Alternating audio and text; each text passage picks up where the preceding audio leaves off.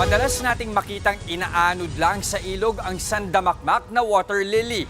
Pero ang isang grupo sa Taguig, kinokolekta ang mga yan at ginagawang eco-friendly na uling para ibenta. Nasa frontline ng balitang yan, si Bea de Guzman. Uling na hindi galing sa mga pinutol na punong kahoy. Ito ang eco-uling kung tawagin. Maproseso ang paggawa nito. Ang mga water lily, imbis na nakabara sa mga ilog, iniipon at pinapatuyo sa loob ng 3 buwan para maging sangkap ng eco-uling. Mataas ang methane gas content ng mga ugat nito kaya naman mataas ang heat value. Hinahalo ang mga ito sa iba't ibang organic waste kagaya ng baon ng niyog at sinusunog para maging abo. Mahigit 1 dekada nang gumagawa ng eco-uling ang grupong Trees Alive dito sa Taguig. Nasa 14 ang mga miyembro nito at ang 13 sa kanila ay Persons with Disability o PWD.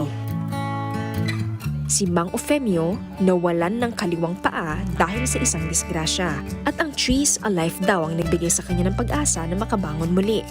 Nagkaroon po ako ng hanap buhay para sa sarili ko at sa pamilya ko na noong nabubuhay pa yung nanay ko.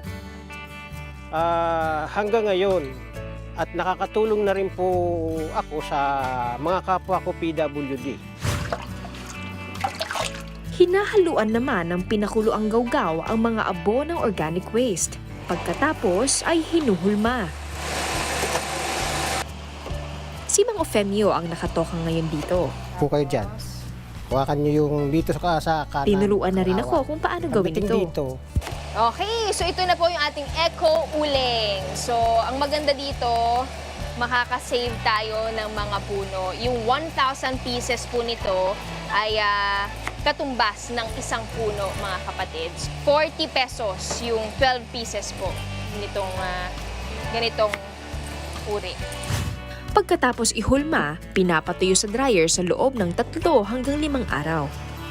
ang maganda dito sa Eco Charcoal ay odorless, smokeless, mas matagal siya na gamitin.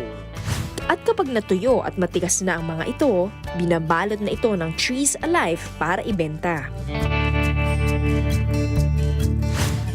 Kwento ng kanilang project manager na si Relin, nangalawang na ang kanilang mga makina pero matumal pa rin ang benta. Hanggang ngayon, yung market pa rin ang nagiging problema. Hindi pa rin nila tinatangkilik, lalo na yung hindi nakatry. Hindi nila naiisip na yung tulong sa, lalo na sa kalikasan. Bagamat may kinakaharap na pagsubok ang grupo, nag-aalab pa rin ang kanilang pangarap na makatulong pa sa mas maraming PWD at sa kalikasan. Bea de Guzman, News 5.